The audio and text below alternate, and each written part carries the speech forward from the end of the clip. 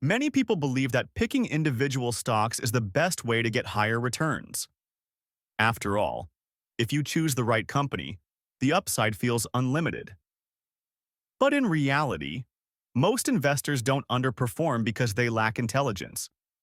They underperform because stock picking demands far more time, discipline, and emotional control than most people expect.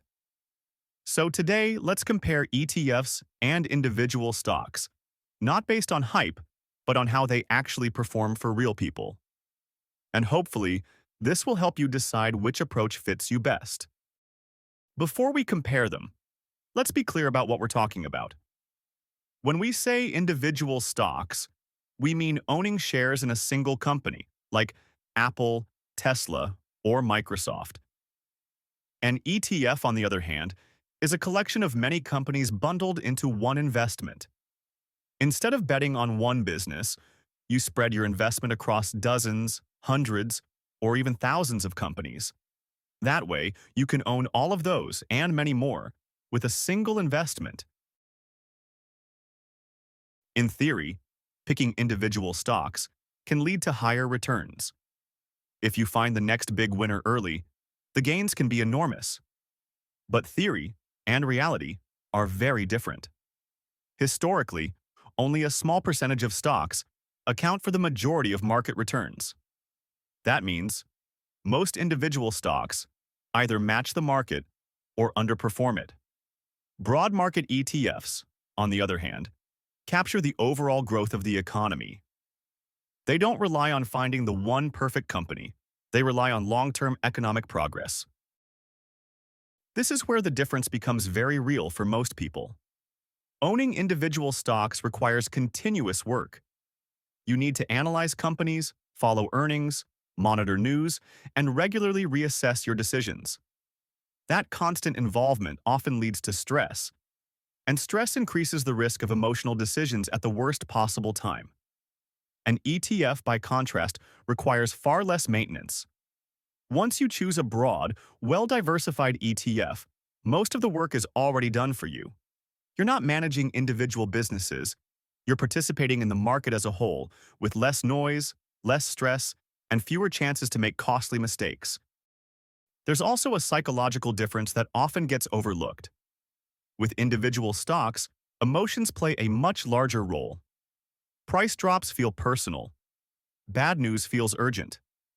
And decisions are often influenced by fear or excitement. ETFs reduce emotional pressure. Since you own many companies at once, no single headline can derail your entire investment.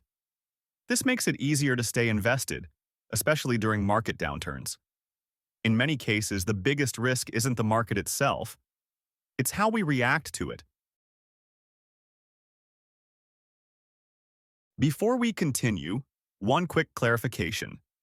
Just to be clear, this video is for educational purposes only.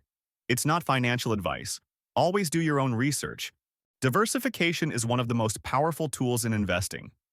It's not about maximizing gains. It's about controlling risk. Instead of relying on one outcome, diversification allows many small outcomes to work together. When you own a single stock, your outcome depends heavily on one company.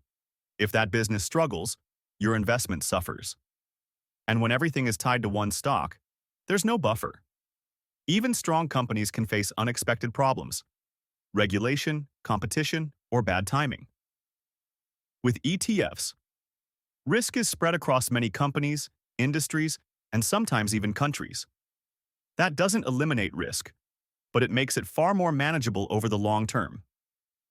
One company can fail, another can lag, but others keep moving forward.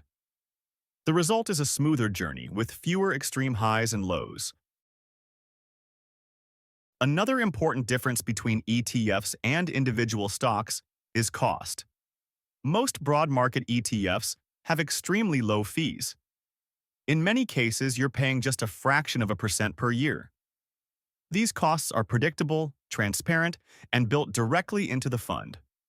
You always know what you're paying, and it rarely changes. Buying individual stocks, on the other hand, doesn't come with a visible management fee, but that doesn't mean it's free.